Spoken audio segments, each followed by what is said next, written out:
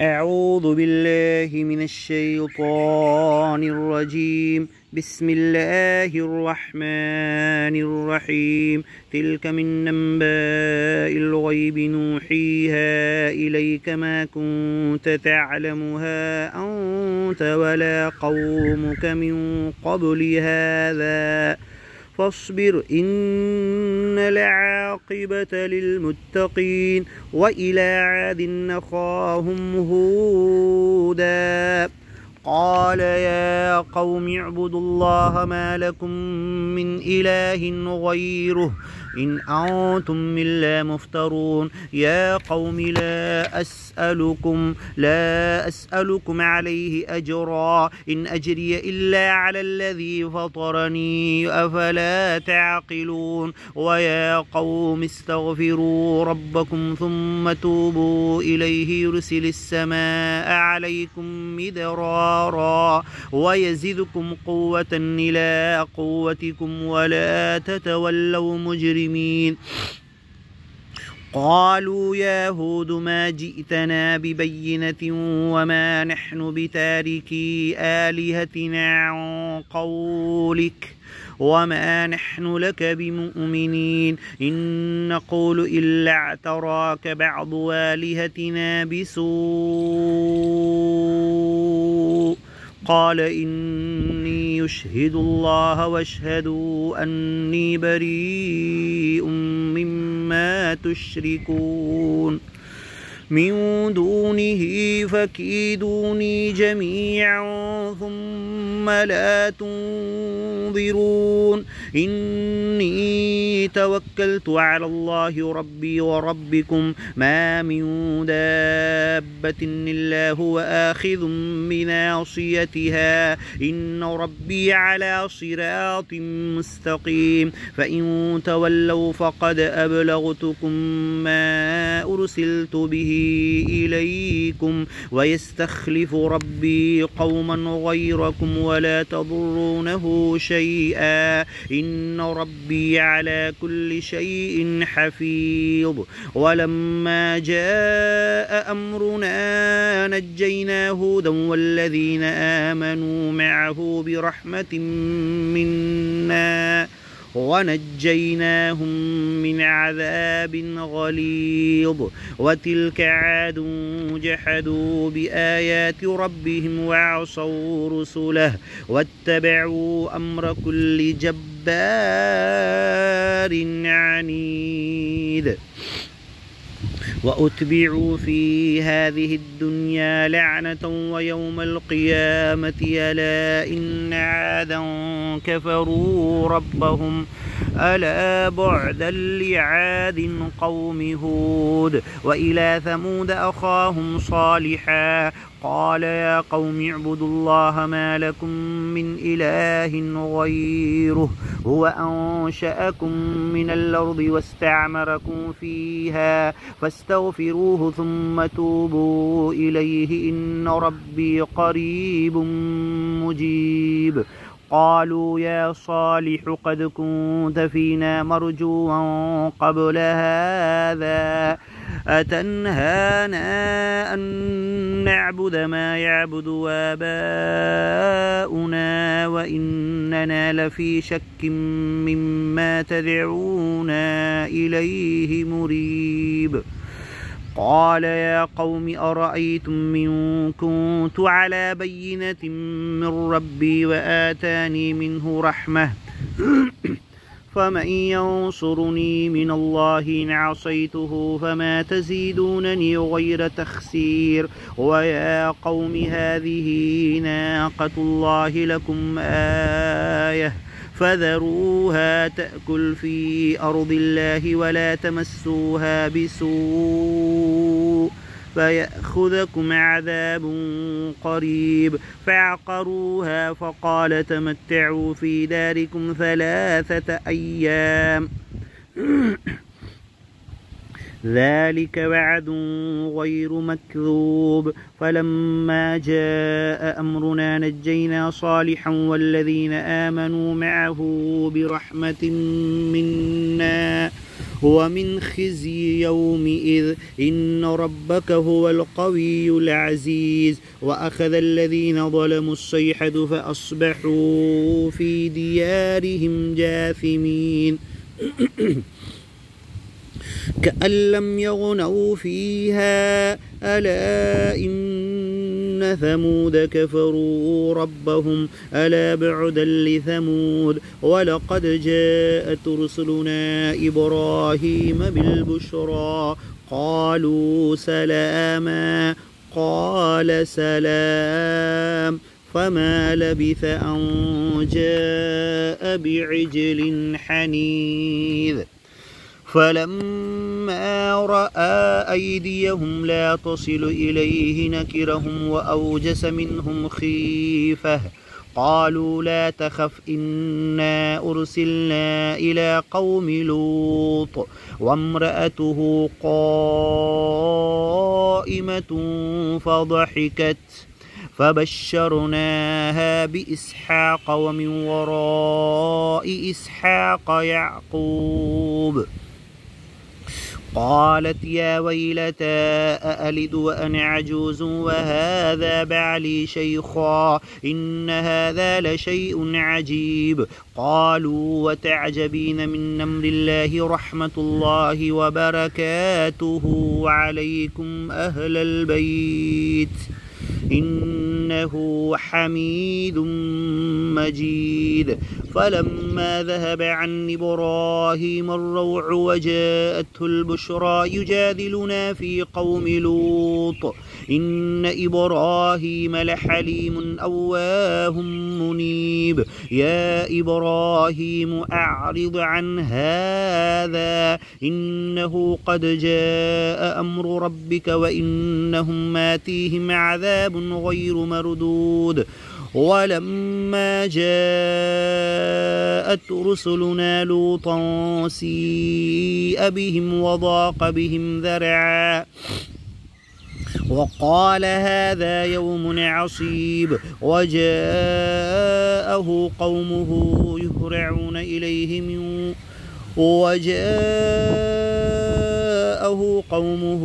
يهرعون إليه ومن قبل كانوا يعملون السيئات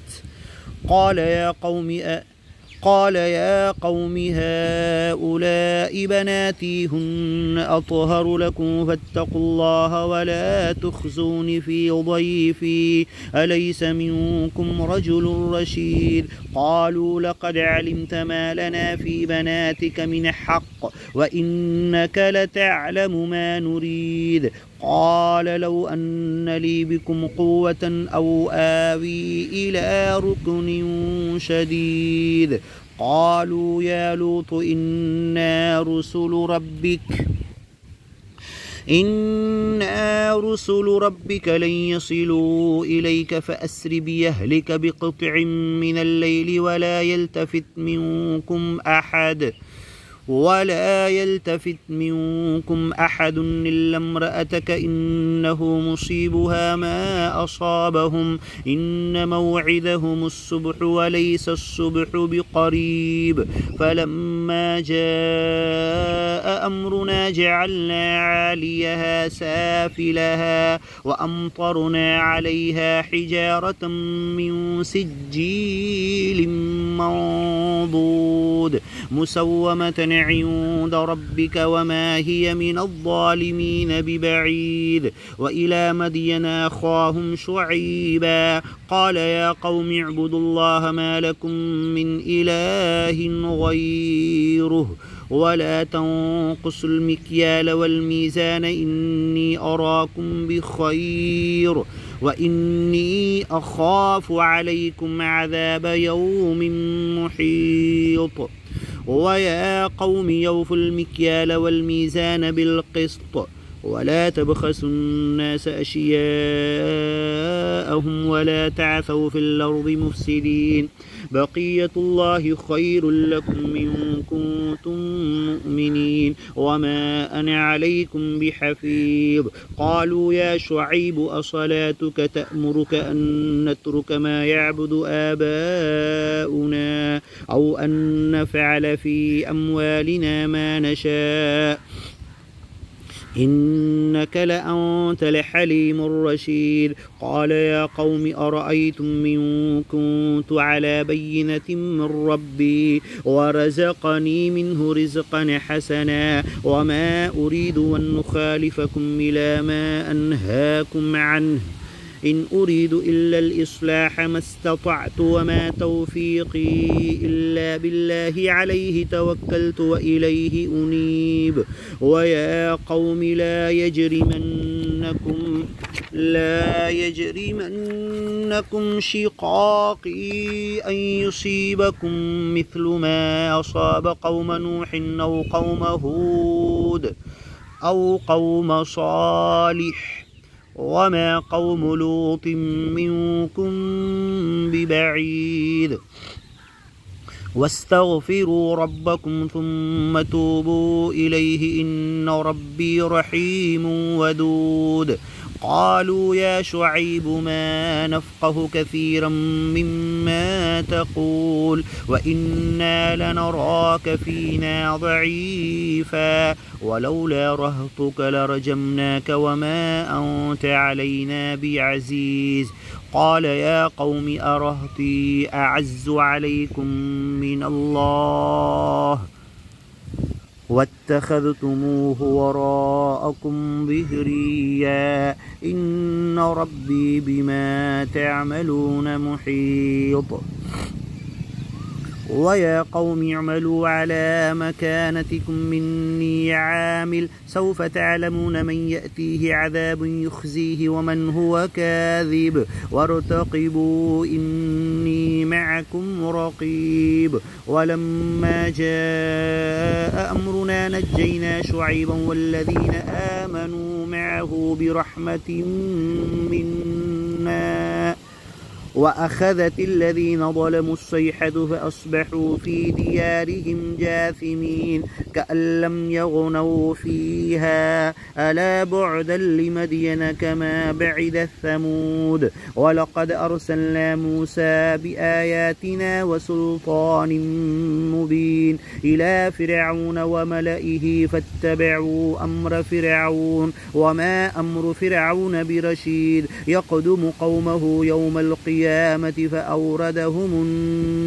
النار وبئس الورد المورود وأتبعوا في هذه لعنة ويوم القيامة بئس الرفد المرفود ذلك من أنباء القرى نقصه عليك منها قائم وحصيد وما ظلمناه ولكن ظلموا أنفسهم فما أغنت عنهم آلهتهم التي يدعون من دون الله من شيء لما جاء أمر ربك وما زادوهم غير تتبيب وكذلك أخذ ربك إذا أخذ القرى وهي ظالمة إن أخذه أليم شديد إن في ذلك لآية لمن خاف عذاب الآخرة ذلك يوم مجموع له الناس وذلك يوم مشهود وما نوخره إلا لأجل معدود يوم يأتي لا تكلم نفس إلا بإذنه فمنهم شقي وسعيد فأما الذين شقوا ففي النار لهم فيها زفير وشهيق خالدين فيها ما دامت السماوات والأرض إلا ما شاء ربك إن ربك فعال لما يريد وأما الذين سعدوا ففي الجنة خالدين فيها ما دامت السماوات والأرض إلا ما شاء ربك عطاء غير مجذوذ فلا تك في مرية مما يعبد هؤلاء ما يعبدون إلا كما يعبد آباؤهم من قبل وإنا لموفوهم نصيبهم غير منقوص ولقد آتينا موسى الكتاب فاختلف فيه ولولا كلمة سبقت من ربك لقضي بينهم وإنهم لفي شك منه مريب وإن كلا لما ليوفينهم ربك أعمالهم إنه بما يعملون خبير فاستقم كما أمرت ومن تاب معك ولا تطغوا إنه بما تعملون بصير ولا تركنوا إلى الذين ظلموا فتمسكم النار وما لكم من دون الله من أولياء ثم لا تنصرون وأقم الصلاة طرفي النهار وزلفا من الليل إن الحسنات يذهبن السيئات ذلك ذكرى للذاكرين واصبر فإن الله لا يضيع أجر المحسنين ولولا كان من القرون من قبلكم أولو بقية ينهون عن الفساد في الأرض إلا قليلا ممن أنجينا منهم واتبع الذين ظلموا ما أترفوا فيه وكانوا مجرمين وما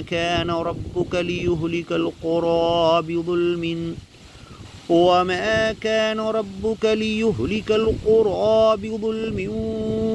وأهلها مصلحون ولو شاء ربك لجعل الناس أمة واحدة ولا يزالون مختلفين إلا من رحم ربك ولذلك خلقهم وتمت كلمة ربك لأملأن جهنم من الجنة والناس أجمعين وكلا نقص عليك من أنباء الرسل ما نثبت به فؤادك وجاءك في هذه الحق وموعظة وذكرى للمؤمنين وقل للذين لا يؤمنون اعملوا على مكانتكم إنا عاملون وانتظروا إنا منتظرون ولله غيب السماوات والأرض وإليه يرجع الأمر كله فاعبده وتوكل عليه وما ربك بغافل عما تعملون بسم الله الرحمن الرحيم ألف لام را تلك آيات الكتاب المبين إنا أنزلناه قرآنا عربيا لعلكم تعقلون نحن نقص عليك أحسن القصص بما أوحينا إليك هذا القرآن وإن كنت من قبله لمن الغافلين إذ قال يوسف لأبيه يا أبت إني رأيت 11 كوكبا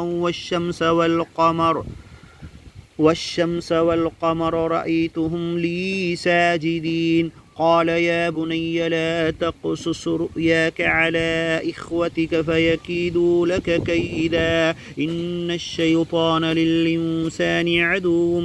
مبين وكذلك يجتبيك ربك ويعلمك من تأويل الأحاديث ويتم نعمته عليك وعلى آل يعقوب كما أتمها على أبويك من قبل إبراهيم وإسحاق إن ربك عليم حكيم لقد كان في يوسف وإخوته آيات للسائلين إذ قالوا ليوسف وأخوه أحب إلى أبينا منا ونحن عصبة إن أبانا لفي ضلال مبين اقتلوا يوسف أو اطرحوه أرضا يخل لكم وجه أبيكم إن أبانا لفي ضلال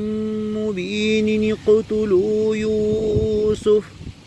اقتلوا يوسف أو اطرحوه أرضا يخل لكم وجه أبيكم وتكونوا من بعده قوما صالحين قال قائل منهم لا تقتلوا يوسف وألقوه في غيابة الجب يلتقطه بعض السيارة إن كنتم فاعلين قالوا يا أبانا ما لك لا تأمنا على يوسف وإنا له لناصحون أرسله معنا غدا يرتع ويلعب وإنا له لحافظون قال إني ليحزنني أن تذهبوا به وأخاف أن يأكله الذئب وأنتم عنه غافلون قالوا لئنك له الذئب ونحن عصبة إنا إذا لخاسرون فلما ذهبوا به وأجمعوا أن يجعلوه في غيابة الجب وأوحينا إليه لتنبئنهم بأمرهم هذا وهم لا يشعرون وجاءوا أباهم عشاء يبكون قالوا يا أبانا إنا ذهبنا نستبق وتركنا يوسف عند متاعنا فأكله الذئب وما أنت بمؤمن لنا ولو كنا صادقين وجاءوا على قميصه بدم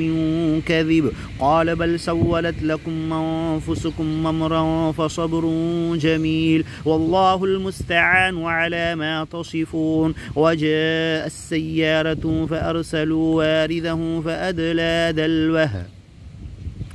قال يا بشرى هذا غلام وأسروه بضاعة والله عليم بما يعملون وشروه بثمن بخس دراهم معدودة وكانوا فيه من الزاهدين وقال الذي اشتراه من مصر لامرأته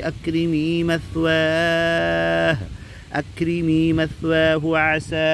أن ينفعنا أو نتخذه ولدا وكذلك مكنا ليوسف في الأرض ولنعلمه من تأويل الأحاديث والله غالب على أمره ولكن أكثر الناس لا يعلمون ولما بلغ أشده وآتيناه حكما وعلما وكذلك نجزي المحسنين وراودته التي هو في بيتها عن نفسه وغلقت الأبواب وقالت هيت لك قال معاذ الله إنه ربي أحسن مثواي إنه لا يفلح الظالمون ولقد همت به وهم بها لولا أن رأى برهان ربه كذلك لنصرف عنه السوء والفحشاء إنه من عبادنا المخلصين واستبق الباب وقدت قميصه من دبر وألف يا سيدها لدى الباب قالت ما جزاء من أراد بأهلك سوءا إلا أن يسجن أو عذاب أليم قال هي راودتني عن نفسي وشهد شاهد من أهلها إن كان قميصه قد من قبل فصدقت وهو من الكاذبين وإن كان قميصه قد من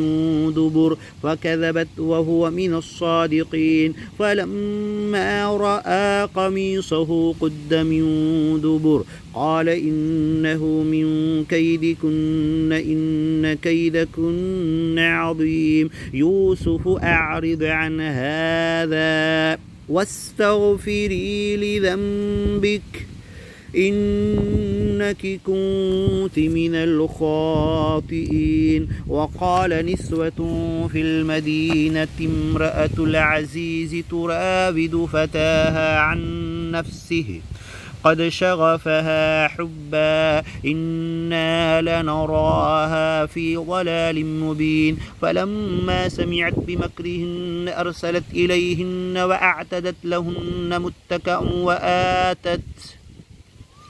وآتت كل واحدة منهن سكينا وقالت اخرج عليهن. فلما رأينه واكبرنه وقطعن أيديهن وقلن حاش لله ما هذا بشرا إن هذا إلا ملك كريم. قالت فذلكن الذي لمتنني فيه ولقد راودته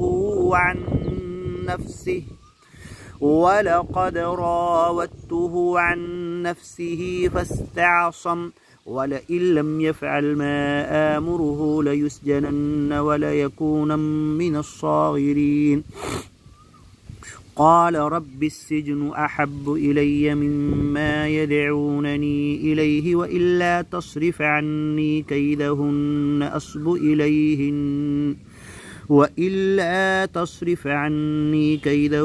أصب إليهن وأكن من الجاهلين. فاستجاب له ربه فصرف عنه كيدهن إنه هو السميع العليم. ثم بدا لهم من بعد ما رأوا الآيات ليسجننه حتى حين. ودخل معه السجن فتيان قال أحدهما إني أراني يعصر خمرا وقال الآخر إني أراني يحمل فوق رأسي خبزا تأكل الطير منه نبئنا بتأويله إنا نراك من المحسنين. قال لا يأتيكما طعام ترزقانه إلا نبأتكما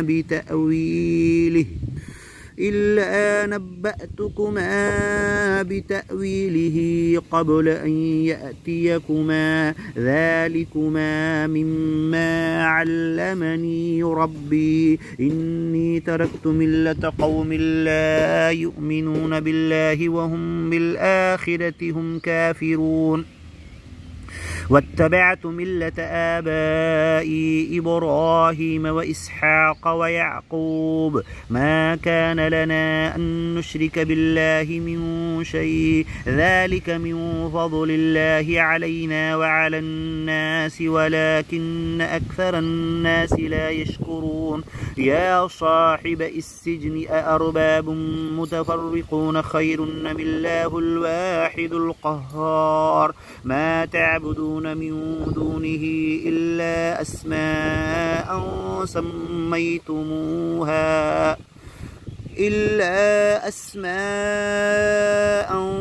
سميتموها أنتم وآباؤكم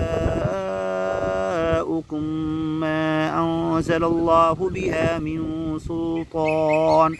إن الحكم إلا لله أمر ألا تعبدوا إلا إياه ذلك الدين القيم ولكن أكثر الناس لا يعلمون. يا صاحب السجن أما أحدكما فيسقي ربه خمرا وأما الآخر فيصلب فتأكل الطير من رأسه قضي الأمر الذي فيه تستفتيان. وقال للذي ظن أنه ناج منهما اذكرني عند ربك فأنساه الشيطان ذكر ربه فلبث في السجن بضع سنين. وقال الملك إني أرى 7 بقرات سمان يأكلهن 7 عجاف و7 سنبلات خضر وأخر يابسات يا أيها الملأ وافتوني في رؤياي إن كنتم للرؤيا تعبرون. قالوا أضغاث أحلام وما نحن بتأويل الأحلام بعالمين. وقال الذي نجا منهما وادكر بعد أمة وقال الذي نجا منهما وادكر بعد أمة أنا أنبئكم بتأويله فأرسلون يوسف أيها الصديق وافتنا في 7 بقرات سمان يأكلهن 7 عجاف و7 سنبلات خضر وأخر يابسات لعلي يرجع إلى الناس لعلهم يعلمون قال تزرعون 7 سنين دأبا فما حصدتم فذروه في سنبله إلا قليلا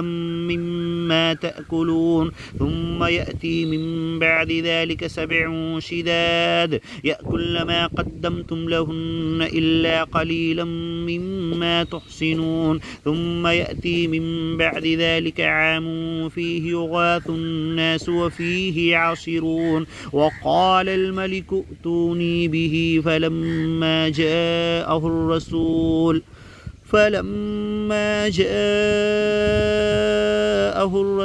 قال ارجع إلى ربك فاسأله ما بال النسوة اللاتي قطعن أيديهن إن ربي بكيدهن عليم قال ما خطبكن إذ راوتن يوسف عن نفسه قلنا حاش لله ما علمنا عليه من سوء قالت امرأة العزيز الآن حصحص الحق أنا راودته عن نفسه وإنه لمن الصادقين ذلك ليعلم أني لم أخنه بالغيب وأن الله لا يهدي كيد الخائنين